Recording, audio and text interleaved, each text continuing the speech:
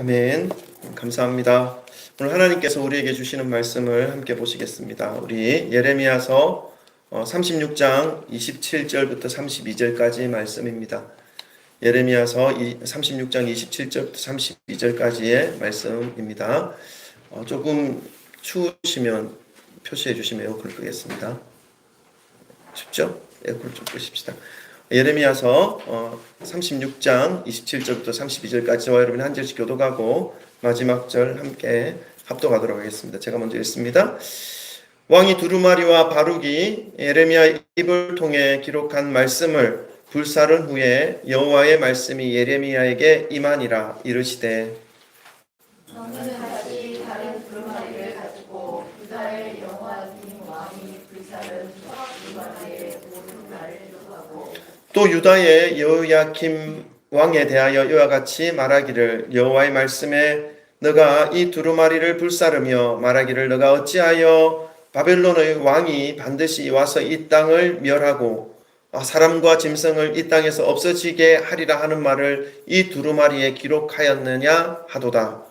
여호와께서 유다의 왕 여호야김에 대하여 이와 같이 말씀하시니라. 그의 다윗의 왕에 앉을 자가 없게 될 것이로 그의 시체는 버림을 당하여 나는 거기 밤에는 추위를 당하리라. 또 내가 그와 그의 자손과 신하들을 그들의 죄악으로 말미암아 벌할 것이라. 내가 일찍이 그들과 예루살렘 주민과 유다 사람에게 그 모든 재난을 내리리라 선포하였으나 그들이 듣지 아니하였느니라. 이에 예레미야가 다른 두루마리를 가져다가 네리야의 아들 서기관 바룩에게 주매 그가 유다의 여호야김 왕이 불사른 책의 모든 말을 예레미야가 전하는 대로 기록하고 그 외에도 그 같은 말을 많이 하였더라. 아멘. 할렐루야. 하나님의 은혜와 사랑을 사랑으로 축복합니다. 또한 예수 그리스도 이름을 찬양합니다. 우리 오늘도 주님의 날 거룩한 주님 백성들이 하나님 앞에 모였는데 우리가 말씀을 받기 전에 우리 서로 또 사랑 고백하고 말씀으로 나가십시다. 우리 앞뒤 좌우 돌아보시면서 사랑합니다. 축복합니다. 잘 오셨습니다. 할렐루야. 할렐루야. 아멘. 아멘. 많이 모이진 않았지만 그래도 이렇게 모여서 하나님 앞에 예배드리는 모습이 얼마나 귀한지 하나님 보시기에 참으로 기뻐 받으시리라 믿습니다. 성경에서 말씀하시는 시대와 장면들 그리고 성경에 등장하는 이러한 사건들을 보고 읽고 또 설교 시간을 통해서 듣게 되면 이 성경에서 말씀하시는 이 시대와 이 장면들이 실제로 존재했었던 시대였는지 실제로 존재했었던 사건들이었는지 가끔 확인해 보고 싶은 마음이 들 때가 있습니다. 우리가 말씀을 의심 없이 받아들인다는 것은 정말로 귀한 은혜 중에 은혜입니다. 그러나 한 번쯤은 이 말씀의 배경과 상황이 실제로 이스라엘의 역사 속에 있었는지에 대한 확인은 한 번도 확인해 보시는 것은 필요한 것이고 이러한 과정을 통해서 더욱 성경 말씀을 기록하신 하나님께서 인간의 역사를 주관하고 계신 것이 맞구나 하는 것을 인정할 수가 있게 되는 것이죠. 사실 이제 성경에 등장하는 사건과 시대를 일반적인 역사 자료를 통해서 확인하기는 쉽지 않습니다. 이스라엘의 역사이고 히브리어나 헬라어로 기록된 문헌을 보아야 하기 때문에 엄두가 나지 않습니다. 그래서 이스라엘의 역사 속에 성경이 말씀하고 있는 사건이 실제로 있었는지에 대하여 한글을 사용하는 한국인으로서 알 수 있는 방법으로 주 이스라엘 대한민국 대사관에 기록되어져 있는 이스라엘의 역사를 확인하는 방법이 있습니다. 그 주 이스라엘에 위치하고 있는 대한민국 대사관에서 이스라엘의 역사를 소개하고 있는 그 부분은 국제적으로 공신력을 인정받고 있는 것이기 때문에 함부로 올릴 수 없는 것이죠. 그래서 제가 이스라엘의 대사관을 홈페이지를 한번 방문해 봤습니다. PPT 한번 보여주시죠. 네, 여기 이제 홈페이지 가면 이렇게 되어 있습니다. 이스라엘 대한민국 대사관입니다. 한 번 더 클릭해 주시고요. 거기에서 보면 이스라엘에 대한 역사를 소개하고 있는 페이지가 있습니다. 좀 더 확대해 보면요. 네, 좀 보이십니까? 이게 지금 뭐가 보이냐면 작은 글씨인데 역사 연표라고 되어 있고 기원전 17세기부터 6세기 성서시대에 대하여 기록하고 있는데 한 6번째, 7번째, 8번째 끝에서 세 번째 보면 586년 유다 왕국 바벨로니아에게 정복됨이라는 문구가 기록되어져 있습니다. 찾으셨습니까? 여기 있습니다. 그래서 주전 기원전이죠. BC 586년에 유다 왕국이 바벨로니아에게 정복됐다. 이제 역사적으로 자료는 바벨로니아에게라고 표현되어져 있지만 성경에는 바벨론으로 소개되고 있습니다. 그래서 이스라엘의 역사가 역사 속에서 북이스라엘과 남유다로 나뉘어진 역사적인 그런 배경이 되어 있고 그것이 사실이고, 그리고 북이스라엘은 남유다 586년보다 약 150년, 200년 전에 아수르에 의해서 멸망당하지요. 그거에 대한 부분도 여기 있네. 그 윗줄에 722년에서 720년 아시리아에 의해 이스라엘 왕국이 멸망한다. 이것은 이제 우리 성경에는 아수르라고 되어 있지만 이 일반적인 역사 속에서는 아시리아입니다. 아시리아에서 이스라엘, 북이스라엘 왕국이죠. 먼저 멸망당하고 이제 남쪽 유다 나라만 남아 있었는데 그 나라도 주전 586년에 바벨로니아 역사 속에 있었던 그 바벨로니아 왕국에 의해서 이제 정복당하게 됩니다. 그 내용, 지금 586년에 해당되는 그 시기쯤에 배경을 가지고 있는 성경 말씀이 오늘 본문 말씀이라는 것을 말씀드리기 위해서 이렇게 자료를 좀 찾아보았습니다.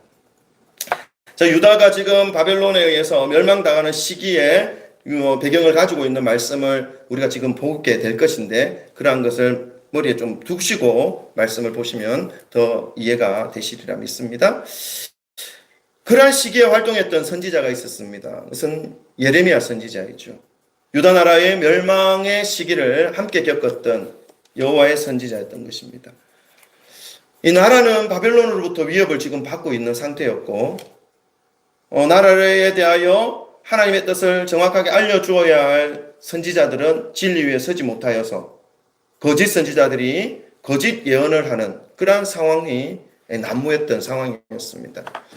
왕을 비롯하여서 유다 나라의 그 지도자들은 자신들의 권력을 지키고 유지하기 위해서 하나님의 말씀을 들으려고 하기보다는 자신들의 듣고 싶은 메시지, 자신들에게 위로가 되어지는 그러한 메시지에만을 귀를 열어놓고 있었던 것이죠. 그러나 이 하나님의 선지자 예레미야는 하나님의 말씀을 백성들에게 정확하게 선포하였습니다.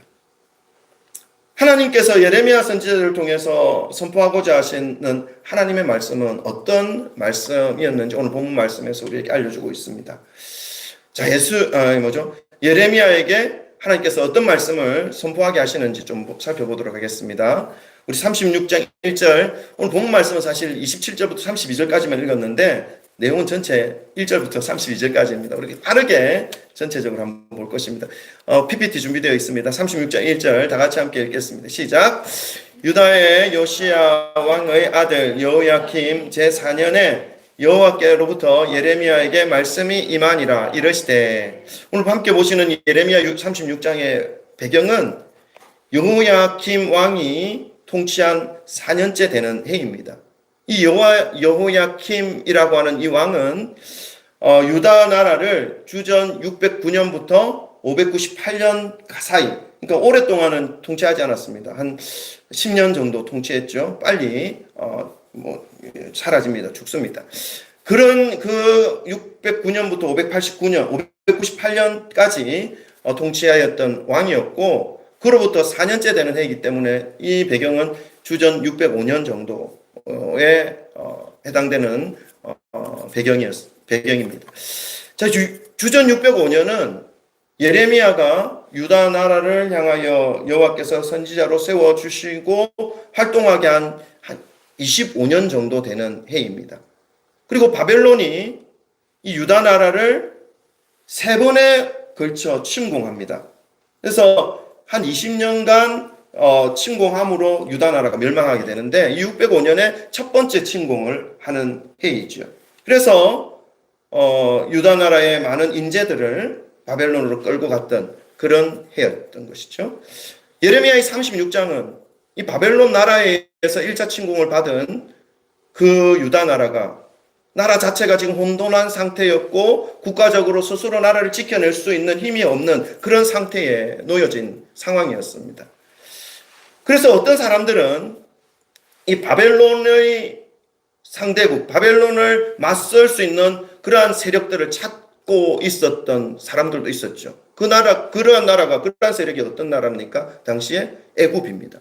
그래서 바벨론이 유다 나라를 침공해 올 때에 이 애굽의 세력을 잇고 이것을 막기 위해서 애굽에 가서 어떤 세력을 얻으려고 하는 그런 사람들도 있었고요. 뿐만 아니라 돈을 많이 가지고 있는 사람은 바벨론으로 끌려가지 않기 위해서 온갖 수단을 다 하면서 자신의 살 길을 마련하려고 하는 그런 상황 속에 놓여져 있었던 유다 나라의 현실이었던 것이죠. 이러한 위기 상황 속에서 하나님은 주님의 백성들에게 이 이스라엘 나라, 유다 나라가 멸망하지 않을 수 있도록 살아날 수 있는 길을 말씀해 주시기 위해서 예레미야를 통해서 말씀하게 하십니다. 자, 2절도 한번 읽어볼까요? 다 같이 함께 읽겠습니다. 시작. 너는 두루마리 책을 가져다가 내가 내게 말하던 날, 곧 요시아의 날부터 오늘까지 이스라엘과 유다와 모든 나라에 대하여 내가 내게 일러준 모든 말을 거기에 기록하라. 아멘. 하나님은 예레미야에게 명령하십니다. 요시아의 날로부터, 이 요시아가 누구냐면 여호야킴의 아버지입니다. 그래서 그 아버지의 시대 때부터 예레미야가 활동하였기 때문에 그때부터 하나님께서 말씀하신 그 모든 내용을 두루마리에 기록하라 말씀하고 있는 것이죠. 그동안 하나님께서 예레미야에게 말씀하신 모든 내용을 기록하게 하시는 것입니다. 예레미야는 현재 유다 왕 여호야킴의 아버지 요시아의 왕 13년째부터 하나님의 말씀을 받은 선지자이기 때문에 지금 25년째 선지자로서 하나님의 말씀을 대언하고 있었던 그런 선지자였던 것입니다.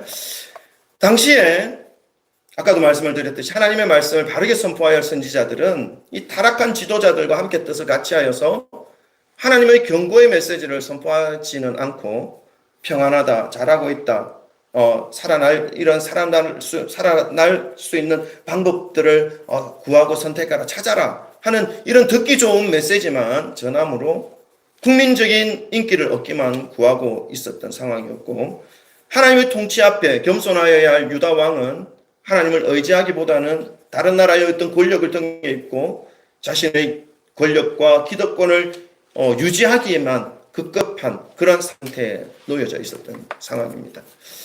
이런 상황들이라면 백성들이라도 정신을 차려서 하나님 앞에 나와서 하나님의 백성으로서의 모습을 회복하고 무릎 꿇고 회개하는 것으로 하나님 앞에 나아가야 할 텐데, 하나님께 나아가기보다는 오히려 하나님을 더 멀리하고 자신의 힘과 자신의 땀과 자신의 노력으로만 바쁘게 하나님과 함께하지 않는 자신들만의 세상을 만들어 나가려고 하는 그런 상황에 놓여져 있었다는 백성들입니다.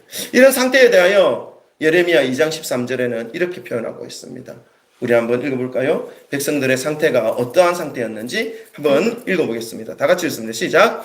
내 백성이 두 가지 악을 행하였나니 곧 그들이 생수의 근원이 되는 나를 버린 것과 스스로 웅덩이를 판 것인데 그것은 그 물을 가두지 못할 터진 웅덩이들이니라. 아멘. 이 풍전등화와 같은 위기 속에 놓여있는 이 백성들이 살아날 길을 찾고 생명을 얻기 위해서 노력해야 되는데, 이들은 오히려 생수의 근원이 되신 여호와를 더 멀리한 것입니다.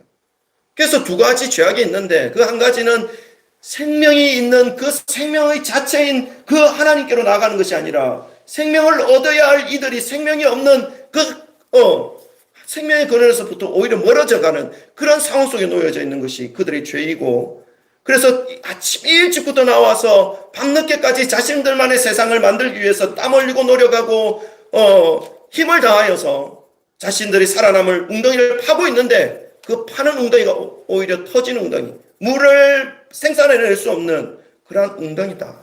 그래서 땅 파다가 일하다가 다 늙어 죽는, 소진하는 그러한 형편 속에 놓여 있는 이스라엘의 모습이라는 것을 하나님께서 예레미야를 통해서 말씀하게 하신 것이죠. 이런 왕과 지도자들, 백성들을 위해서 하나님께서는 예레미야를 통해서 지금까지 하나님의 선지자에게 하나님께서 어떤 말씀을 말씀하여 주셨는지 기록으로 남겨 읽게 하라 말씀하고 있습니다. 하나님께서 예레미야에게 그동안 어떤 말씀을 하였는지 그 내용은 구체적으로 기록되어져 있지 않지만 3절에 어떤 내용이었는지 우리에게 알려주고 있습니다. 우리 36장 3절도 함께 한번 읽어보겠습니다. 36장 3절 다 같이 읽습니다. 시작. 유다 가문이 내가 그들에게 내리려 한 모든 재난을 듣고 각기 악한 길에서 돌이키리니 그리하면 내가 그 악과 죄를 용서하리라 하시니라. 아멘. 하나님께서 말씀을 기록하게 하신 이유는 그 말씀의 내용이 조금 기록되어져 있죠. 그건 무엇입니까? 너희들 그렇게 살아가면 다시 일어설 수 없어. 더 큰 고통이 찾아올 거야. 내 말 좀 들어. 라고 하는 이 마음으로 그 내용을 하나님께서 예레미야에게 기록하게 하십니다. 유다 백성들은 하나님을 버렸지만 하나님은 유다를 버리지 않으셨습니다. 하나님은 예레미야를 선지자로 세우고 끊임없이 유다를 향한 사랑의 마음으로 생명의 길을 선포하고 계십니다. 그리고 이제 이 막바지에 몰려있는 이 유다 백성에게 다시 한 번 더 손을 내미십니다. 하나님께서 그동안 유다에게 말씀하신 것을 기록하게 하신 이유가 무엇입니까? 너희들 그냥 그렇게 계속 이 상태로 살아가면 죽어 하는 마음 때문인 것이죠. 하나님의 기록한 말씀을 읽고 또 듣고 이제 하나님의 마음을 좀 깨달아서 터진 웅덩이에서 벗어나서 생명의 길로 나오기를 원하고 계신 하나님의 마음입니다. 지금까지 하나님의 말씀을 듣고도 못 들은 채한 유다 백성들의 죄악을 이제 용서해 주시고자 하시는 하나님의 화해의 손길이었던 것이죠. 이스라엘은 하나님을 버렸지만 하나님은 그들을 버리지 않으셨습니다. 사랑의 손을 내미시는 하나님의 모습입니다.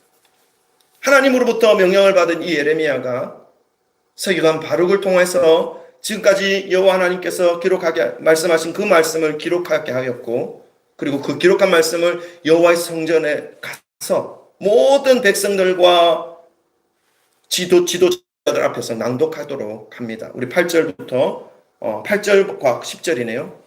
PPT 순서대로 준비되어 있으니까 PPT만 잘 따라오시면 됩니다. 36장 8절 10절입니다. 다 같이 함께 읽겠습니다. 시작. 네리야의 아들 바룩이 선지자 예레미야가 자기에게 명령한 대로 하여 여호와의 성전에서 책에 있는 여호와의 모든 말씀을 낭독하니라. 바룩이 여호와의 성전 윗뜰 곧 여호와 성전에 있는 세문 어기 곁에 있는 사반의 아들 스기간 그마랴의 방에서 그 책에 기록된 예레미야의 말을 모든 백성에게 낭독하니라. 아멘. 바룩이 예레미야를 통해서 기록하게 한 하나님의 말씀을 성전 안에서 낭독할 때에 그 말씀을 접하게 된 이 지도자들, 그들의 모습에서는 뭔가 변화되는 모습을 발견할 수 있었습니다. 이 말씀도 우리 14절부터 19절에 기록되어져 있는데 PPT 연속으로 나옵니다. 우리 교독하겠습니다. 제가 먼저 이 말씀을 들은 지도자들, 왕이 아닌 지도자들, 왕 주위에 있는 지도자들이 어떤 모습으로 반응하고 있는지를 볼 수 있습니다.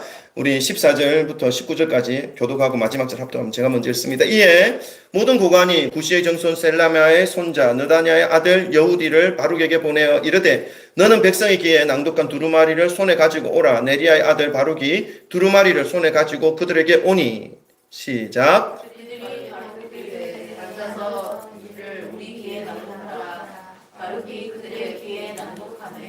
그들이 그 모든 말씀을 듣고 놀라 서로 보며 바룩에게 이르되 우리가 이 모든 말을 왕에게 아뢰리라.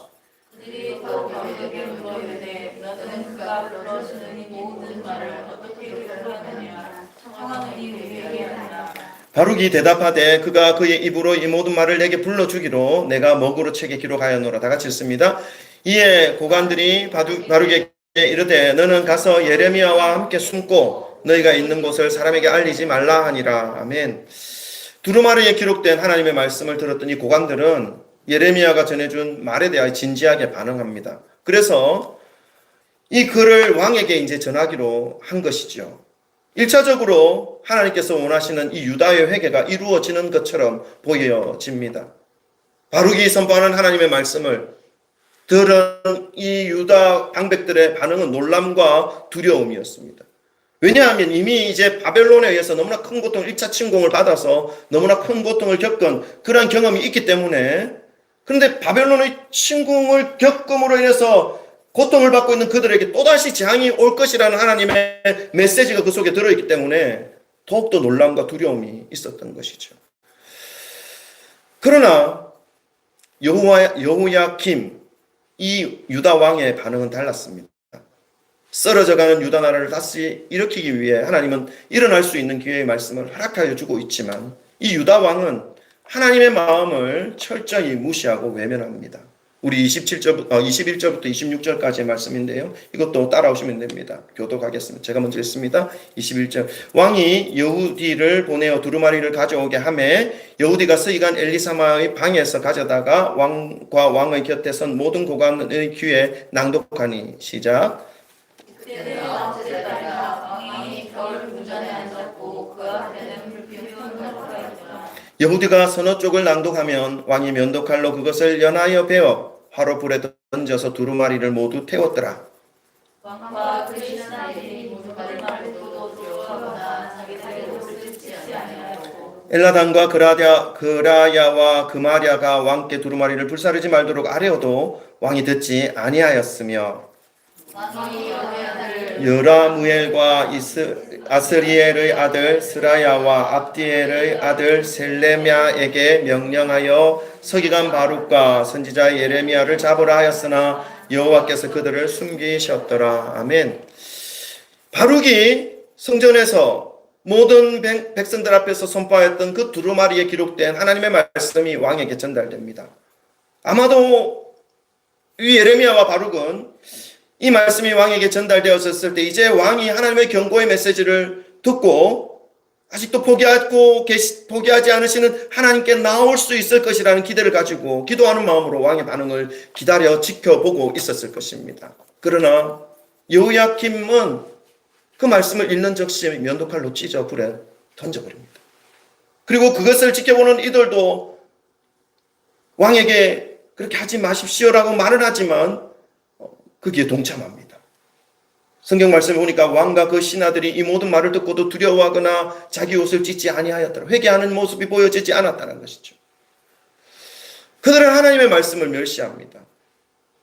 그리고 두루마리에 그 말씀을 찢고 예레미야를 잡아오라 명령을 내립니다. 사랑하는 성도 여러분, 오늘 본문 말씀은 하나님의 말씀이 우리의 심령 가운데 임할 때 나타나는 사람의 모습에 대하여 우리에게 잘 보여주고 있습니다.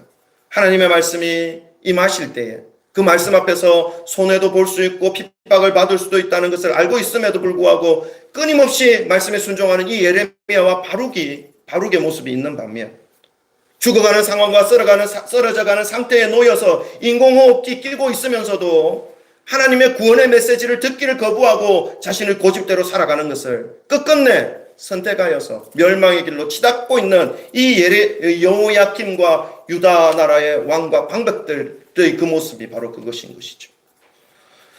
오늘 본문 말씀은 하나님의 말씀을 대하는 우리에게 아주 중요한 영적 깨달음을 알려주고 있습니다. 하나님의 말씀 앞에서 저와 여러분의 모습은 어떠해야 하는가 하는 깨달음입니다. 우리 두 가지만 좀 말씀드리고 마무리하고 싶습니다. 첫 번째, 우리가 하나님의 말씀 앞에서 우리가 어떻게 해야 하는가 하는 것을 말씀드리고 싶습니다. 첫 번째로는요, 하나님의 말씀을 거부한다고 해서 살아계신 하나님의 말씀이 거부되는 것이 아니다라는 것을 우리는 알아야 합니다. 여호야김은 하나님의 말씀이 선포되어지는 것과 동시에 두루마리를 면도칼로 베어서 불에 던져 모두 태워버립니다. 그렇게 하는 것으로 하나님의 말씀은 필요 없고 자신이 원하는 삶의 방식으로 자신의 삶을 일구어 나갈 것이다, 자신이 원하는 대로만 살게 될 것이다 라고 생각했지만 그것은 여호야김이 얼마나 어리석은 짓을 하고 있는지를 알려주는 행동일 뿐입니다. 하나님은 예레미야에게 다시 여호와의 말씀을 두루마리의 책에 기록할 것을 명령하십니다. 우리 28절과 29절 또 읽겠습니다. 우리 합독합니다. 이것은 이제 다시 하나님께서 예레미야에게 두루마리 책을 한 번 더 기록할 것을 말씀하고 있는데요. 우리 28절 29절 다 같이 읽습니다. 시작. 너는 다시 다른 두루마리를 가지고 유다의 여호야킴 왕이 불살은 첫 두루마리의 모든 말을 기록하고 또 유다의 여호야킴 왕에 대하여 이와 같이 말하기를 여호와의 말씀에 너가 이 두루마리를 불사르며 말하기를 너가 어찌하여 바벨론의 왕이 반드시 와서 이 땅을 멸하고 사람과 짐승을 이 땅에서 없어지게 하리라 하는 말을 두루마리에 기록하였냐 하도다. 아멘. 그러니까 무슨 말씀입니까? 처음에 기록한 그 모든 말씀을 기록하고 여호야킴이 이 그 두루마리를 들고 간 바룩에게 뭐라고 말하는 것까지 하게 하냐 하는 것을 기록하고 있죠. 이 바룩이 이 여호야킴이 뭐라 말합니까? 너가 어찌하여 바벨론 왕이 반드시 이 땅을 멸하고 사람과 짐승을 이 땅에서 없어지게 하리라 하는 말을 이 두루마리에 기록하게 하냐. 그러니까 그 두루마리 안에 이 유다의 멸망을 정확하게 더 상세하게 기록하고 있었다는 것입니다. 처음 두루마리에 기록한 말씀에 더하여서 여호야킴이 하나님의 말씀을 불살았다라고 하는 그 내용과 바벨론 왕이 반드시 유다 땅을 멸하고 사람과 짐승을 모두 유다에게 없어지게 할 것이라는 내용을 더 명확하게 기록하게 하셨죠. 사랑하는 성도 여러분, 하나님께서 주시는 말씀은 때때로 쓴 약과 같고 우리가 살아가던 삶의 모습에 대한 변화를 촉구하는 말씀이어서 받아먹기가 너무 힘들 때가 있습니다. 말씀에 순종하기 어려울 때가 있다는 것입니다. 그러나 그렇다고 해서 그 말씀을 받아먹지 않게 된다면, 그 말씀을 따라서 시도해 보지 않는다면, 그 말씀에 순종하고자 하는 발걸음을 내딛지 않는다면, 그 말씀을 무시하고 살아간다면, 마치 이 여호야킴이 면도칼로 찢어버리고 바로 불에 던진 것처럼 무시하면서 살아가게 된다면 우리의 영혼은 결국 살아나지 못합니다. 더욱 피폐한 방향으로 흘러가게 되어 있습니다. 왜냐하면 우리의 영혼은 우리는 우리의 마음으로 우리의 삶을 살아간다고 생각하지만 우리의 마음 상태가 이미 사단의 영향력 아래에 있기 때문에 죄의 요소가 숨겨져 있기 때문에 결국 그 마음을 따라 살아가게 되면 멸망의 길로 갈 수밖에 없는 존재가 우리라는 것입니다. 그래서 우리는 매 순간마다 하나님의 말씀을 우리의 삶 가운데 적용시키고 그 말씀을 따라서 시도해야 하는 것입니다. 믿음의 발걸음으로 순종의 그 발걸음을 시도하는 것이, 넘어지더라도 시도하는 것이 중요합니다, 여러분. 어차피 넘어질 건데 왜 시도하느냐? 아니에요. 시도해 보세요, 여러분. 의인은 7번 넘어져도 8번 일어나는 자라고 분명하게 말씀하고 있지 않습니까? 근데 시도조차도 안 하면 우리의 삶은 완전히 고삐 풀린 망하집니다. 비록 우리가 받아들이기 너무 쓰기 때문에 피하고 싶은 마음도 들겠지만 그 말씀을 순수한 마음으로 받아먹는 자가 지혜로운 자다라는 사실을 여러분 깨닫기를 소망합니다. 하나님의 말씀을 따라 말씀을 중심으로 살아가는 삶이 가장 평안하고 우리의 심령에 가장 안정감이 되는 삶이며 우리의 심령이 가장 행복한 삶이라는 것을 여러분 깨달으시기를 주님의 이름으로 축원합니다. 하나님의 말씀은 피한다고 해서 피해지는 것이 아닙니다. 오늘 본문 말씀에서 여호야킴 왕은 마치 하나님의 말씀을 거부할 수 있는 권리가 자신에게 있는 것처럼 두루마리를 불태우는 허세를 부립니다. 여러분, 이 세상 그 누구에게도 하나님의 말씀을 거부할 수 있는 권리는 없습니다. 오직 하나님의 말씀을 듣고 깨닫고 돌이킬 때에 터진 웅덩이 다람쥐 쳇바퀴 돌듯 열심히 뛰어보지만 결국 남는 것은 늙어버린 육신과 공허한 심령과 메말라 죽어있는 영혼의 상태에서 벗어날 수 있고 회복될 수 있는 진리가 오직 말씀 속에 있다는 사실을 깨닫는 것밖에 없습니다. 이런 깨달으시기를 주님의 이름으로 축원합니다. 두 번째로요, 우리가 말씀 앞에 우리가 반응해야 할 모습, 두 번째는요, 하나님의 말씀을 인정하지 않고 멸시하고 자기의 고집대로 살아가는 자는 결국 하나님 심판 앞에 설 수밖에 없다는 것입니다. 30절 말씀을 한번 읽어볼까요? 우리 30절입니다. 다 같이 함께 읽겠습니다. 시작. 그러므로 여호와께서 유다의 왕 여호야킴에 대하여 이와 같이 말씀하시니라. 그에게 다윗의 왕 위에 앉을 자가 없게 될 것이요 그 시체는 버림을 당하여 낮에는 더위 밤에는 추위를 당하리라. 아멘. 우리가 신앙생활 할 때에 하나님의 말씀을 준행하면서 살아야 한다는 것은 누구나 다 잘 알고 있습니다. 그리고 하나님의 말씀을 거절하는 사람은 결국 하나님의 심판이 기다리고 있다는 사실도 너무나 잘 알고 있습니다. 그런데 이런 심판의 메시지에 대하여 모르겠습니다. 오늘날 교회들이 얼마나 많은 메시지를 던져주고 있는지 모르겠습니다. 잘하지 않는 것 같습니다. 제가 생각하기에는. 믿는 분들이 모두 하나님의 말씀을 잘 준행하면서 살고 있기 때문에 이 심판의 메시지가 필요 없어서 하지 않는 것이겠습니까? 그렇지 않은 것 같습니다. 이런 심판의 메시지를 하면 성도들이 기분 나빠하니까 못하는 것이죠. 그리고 전하는 사람 역시 성경의 축복의 메시지가 얼마나 많은데 굳이 심판의 메시지를 전해서 기분 나쁘게 할 필요가 있는가 하는 것입니다. 여러분, 성령의 마음으로 말씀을 대언하는 것이라기보다는 인간적인 마음으로 말씀을 전하는 경우가 너무 많아서 오늘 현실이 너무나 가슴 아픕니다. 지금 영혼이 죽어가고 있는데 지금 당장이라도 산소호흡기를 끼워야 살아날 수 있는 상태고 심각한 형편인데 여호와의 말씀의 약을 먹고 받아들이셔야 살 수 있습니다. 그렇지 않으면 더 큰 어려움에 봉착합니다. 라고 외치는 이 강단에서의 말씀을 왜 기분 나빠하는 것일까요? 제가 경주에서 목회를 할 때 저와 나이가 똑같은 한 분이 병원에 입원했다는 소식을 들었습니다. 혈액암이었다고 기억나는데 그래서 울산대학병원에 신방을 갔죠. 우리 교회의 권사님의 아들이었어요. 네, 그래서 이제 간 거죠. 근데 그분은 교회를 안 다니시고 가니까 이미 한 달 얼굴이 노래요. 눈도 노랗고 하여튼 아주 심각한 상태였습니다. 그래서 이제 나이가 똑같으니까 그런 마음이 들잖아요. 친구 같기도 하고 또 딸아이도 있는데 남의 일 같지 않고 그래서 제가 그분의 이름 까먹었는데 그분에게 제가 그래도 왔으니까 뭐 하나님 앞에 지금 어떻게 살아오셨는지는 모르지만 그래도 기도 한번 하고 제가 가게 해주시면 안 됩니까? 제가 기도 한번 해드리겠습니다. 했더니 싫대요. 가세요! 제 마음이 얼마나 물론 기도한다고 살아나거나 이렇게 한다는 보장은 없습니다. 그러나 그 영혼의 문제잖아요. 영혼이 지금 갈림길에 놓여 있는 상황이 다가오고 있는데도 그것을 느끼지 못하고 깨닫지 못하니까 계속 마음이 닫힌 상태에서 하나님의 말씀을 거부하고 있는 것입니다. 여러분, 기분 나빠하실 일이 아니라 우리 영혼의 구원의 문제가 달려있는 것이기 때문에 받아 먹어야 되는 것입니다.